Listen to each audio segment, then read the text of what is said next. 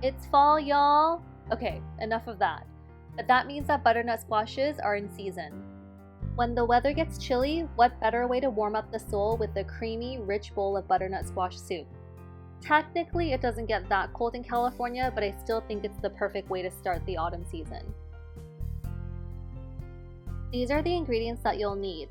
Butternut squash, mine was about 4 pounds, 12 sage leaves, a carrot. My grocery store actually was out of carrots, so I just bought a bag of baby carrots and kind of guessed how many baby carrots would equal to 1 full carrot.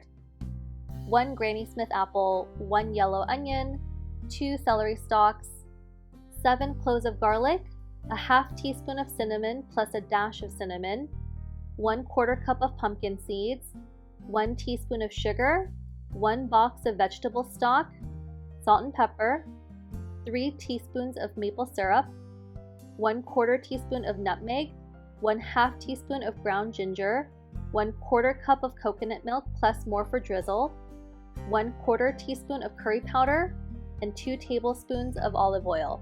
And per usual, I forgot an ingredient, so you'll also need a half a stick of butter.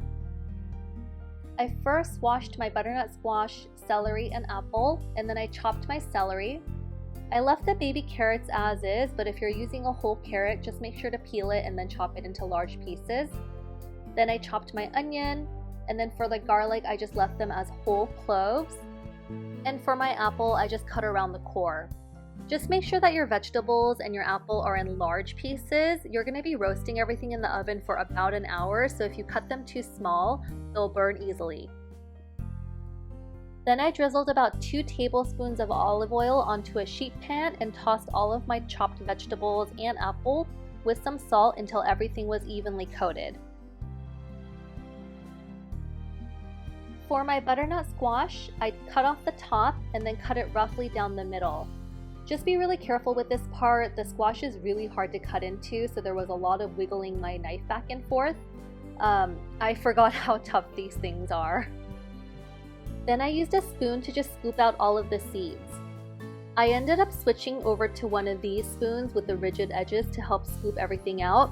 I think they're called like kiwi spoons or grapefruit spoons or something like that, but it just made everything a little bit easier to scoop out. Once all the seeds were scooped out, I just laid the squash on top of the veggies with the cut side up, sprinkled a little bit of salt on top of them, and then roasted everything for about an hour in the oven at 390 degrees. While my oven was roasting everything, I went ahead and toasted my pumpkin seeds and prepared my butter. In my pan, I heated up 1 teaspoon of sugar with a dash of salt, and then I added my pumpkin seeds. You want to make sure that you're stirring these constantly so nothing will burn. The sugar will start to melt and coat your seeds, and then I just added a dash of cinnamon and continued toasting everything for about another minute. Once my pumpkin seeds were toasted, I set them aside and browned my butter. Using the same pan, I heated up my butter and just watched it really closely. It only took about 5 minutes to brown the butter. You want to make sure that you're constantly stirring until you see some brown flakes forming. You'll actually smell the butter browning. It has this like really nice nuttiness smell to it. As soon as you start smelling that, I would go ahead and make sure that you turn off the heat. After I turned off the heat, I added in my sage leaves. The butter will start to bubble, but just constantly stir it until it dies down, and then you can go ahead and just set that aside.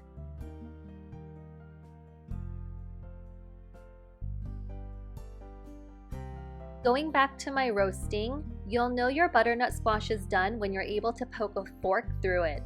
If your fork doesn't go through easily, just stick it back in the oven for a little bit longer.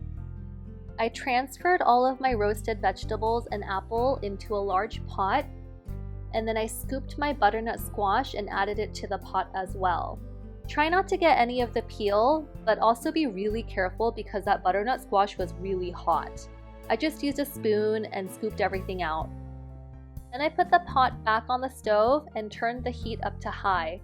I added in my browned butter with the sage and the entire box of vegetable stock, which has about 4 cups. And then I added in an extra cup of water as well. I seasoned the soup with a bit of black pepper and added 3 teaspoons of maple syrup. Once the soup comes to a boil, you want to lower it down to a simmer and leave it there for about 45 minutes. And just make sure that you're stirring your soup here and there.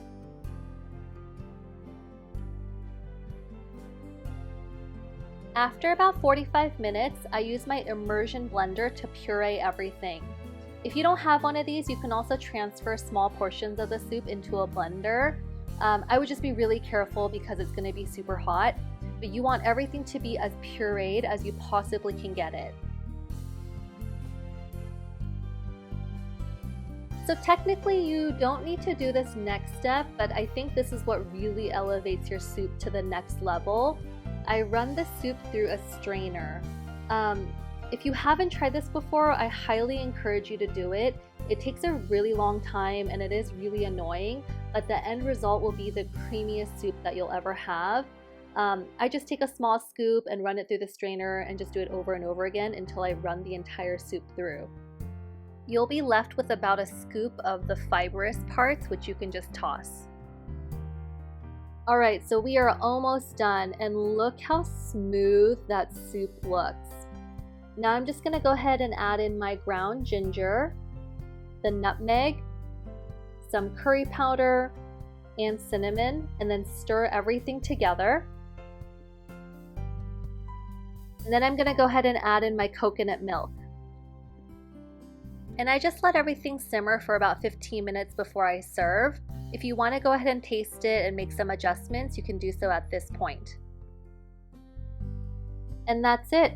Transfer the soup to a bowl, drizzle with some coconut milk, and top with your toasted pumpkin seeds.